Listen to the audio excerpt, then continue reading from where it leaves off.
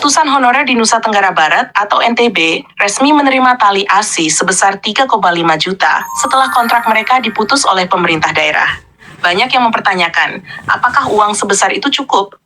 Dan bagaimana nasib mereka setelah kehilangan pekerjaan? Nah, di video kali ini kita akan membahas lengkap fakta-faktanya. Jadi pastikan tonton sampai habis. Pembahasan ini bermula dari keputusan pemerintah Provinsi NTB yang menghentikan kontrak ratusan tenaga honorer sejak akhir Desember 2025. Jumlah awal honorer yang terdampak mencapai 518 orang. Namun setelah dilakukan verifikasi dan audit, hanya 394 orang yang dinyatakan berhak menerima tali ASI. Setiap penerima mendapatkan 3,5 juta yang langsung ditransfer ke rekening masing-masing. Total anggaran yang disiapkan pemerintah mencapai sekitar 1,37 miliar.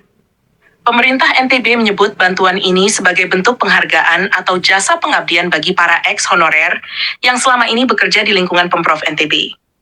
Namun di sisi lain, muncul berbagai respons dari masyarakat dan para mantan honorer sendiri. Ada yang bersyukur karena setidaknya pemerintah masih memberikan perhatian. Tetapi ada juga yang merasa nominal tersebut belum sebanding dengan masa pengabdian mereka selama bertahun-tahun.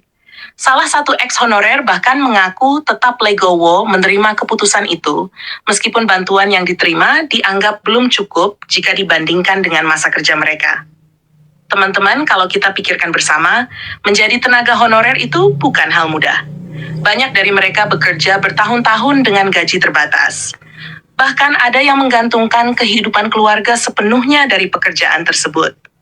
Ketika kontrak dihentikan secara massal, tentu dampaknya sangat besar. Mulai dari kehilangan penghasilan, ketidakpastian masa depan, sampai kesulitan mencari pekerjaan baru. Pemerintah NTB sendiri menjelaskan bahwa penghentian kontrak ini bukan semata keputusan daerah, tetapi berkaitan dengan aturan nasional mengenai penataan tenaga non-ASN. Artinya, pemerintah daerah mengaku tidak memiliki banyak pilihan selain mengikuti aturan pusat. Gubernur NTB sebelumnya juga disebut sudah mencoba berkoordinasi dengan pemerintah pusat terkait nasib tenaga honorer tersebut. Namun akhirnya kontrak tetap harus diakhiri. Nah, yang menarik, kenapa dari 512 orang hanya 394 yang menerima tali ASI? Menurut penjelasan BKD NTB, ada beberapa kategori yang tidak masuk penerima bantuan. Di antaranya, sudah bekerja di Belut, mengundurkan diri, pensiun, meninggal dunia, hingga diberhentikan karena pelanggaran tertentu. Karena itu jumlah penerima akhirnya berkurang. Teman-teman, persoalan tenaga honorer sebenarnya bukan hanya terjadi di NTB saja. Di berbagai daerah di Indonesia, isu honorer selalu menjadi topik sensitif. Mulai dari gaji rendah, keterlambatan pembayaran, ketidakjelasan status, hingga peluang pengangkatan ASN atau PPPK yang terbatas. Bahkan di media sosial dan forum internet, banyak masyarakat yang ikut menyoroti nasib tenaga honorer. Sebagian menilai pemerintah harus memberikan solusi jangka panjang, bukan hanya bantuan sementara. Ada juga yang mempertanyakan bagaimana seseorang bisa bertahan hidup setelah kehilangan pekerjaan dan hanya menerima tali ASI beberapa juta rupiah. Di sisi lain, pemerintah berharap bantuan tersebut bisa dimanfaatkan sebagai modal usaha atau kebutuhan mendesak, sambil mencari peluang baru.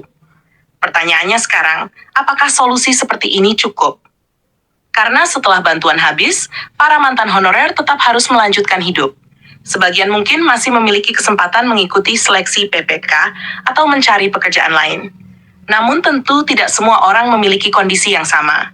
Apalagi bagi mereka yang usianya sudah tidak muda lagi. Inilah yang membuat polemik tenaga honorer selalu menjadi isu besar di Indonesia. Teman-teman, coba tulis pendapat kalian di kolom komentar. Menurut kalian, apakah tali ASI 3,5 juta ini sudah layak? Atau pemerintah seharusnya memberikan solusi lain untuk para honorer yang terdampak? Jangan lupa like video ini jika kalian merasa informasi ini bermanfaat. Subscribe juga channel ini, supaya tidak ketinggalan berita terbaru seputar ASN, PPK, honorer, CPNS, dan kebijakan pemerintah lainnya.